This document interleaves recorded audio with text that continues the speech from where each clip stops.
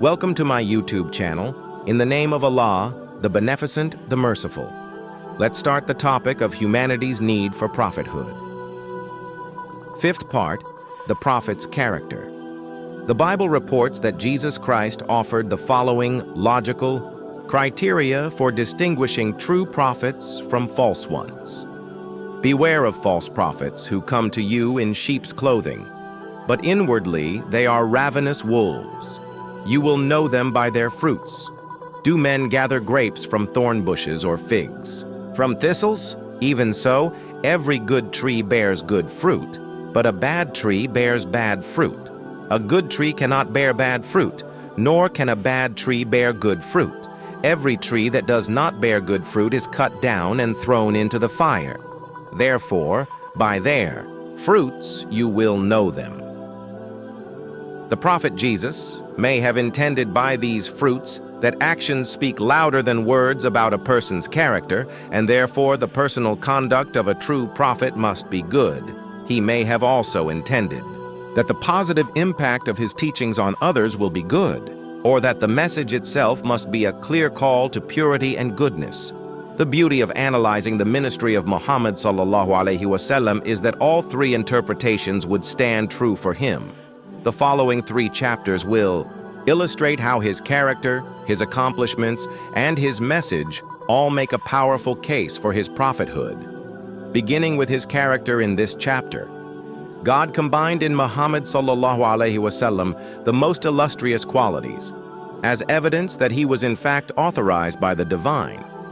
His character sparkled from every angle, and this was noticed both by those who experienced him firsthand and those who later read his biography. They all found in Muhammad ﷺ a lifestyle of extraordinary sincerity, conviction, and virtue that posed a formidable challenge to any doubter in his prophethood. As Ibn Taymiyyah, the 1328, an eminent Muslim theologian, said, "It is known that someone who claims to be a prophet is either one of the best and noblest of the creation, or the worst and most wicked of them. So how could there ever be any confusion between the best and noblest and between the worst and most wicked? There has never been any liar who claimed prophethood except that his ignorance, dishonesty, wickedness, and devilish ways became clear to anyone who possessed the smallest degree of discernment." A person may wonder about the historical reliability of the reports in the following pages, and why trust that these are anything more than pious exaggerations by Muhammad's ﷺ admirers on the greatness of his character. This concern will be revisited in greater detail amidst the discussion on miracles. But let us cite here the testimony of 2 non-Muslim historiographers who specialized in the traceability of Islam's prophetic traditions, David S. Margoliouth, d. 1940, the famous English Orientalist, said regarding the isnad system in Islamic scholarship, which requires that reports only be transmitted through a rigorously scrutinized chain of narrators, its value in making for accuracy cannot be questioned, and the Muslims are justified in taking pride in their science of tradition.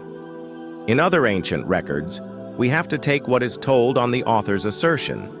It is rare that a Greek or Roman historian tell us the source of his information. Even a staunch Orientalist like Bernard Lewis, d. 2018, who was a sharp critic of Islam and Muslims in modern times, acknowledged the strength of the Hadith tradition.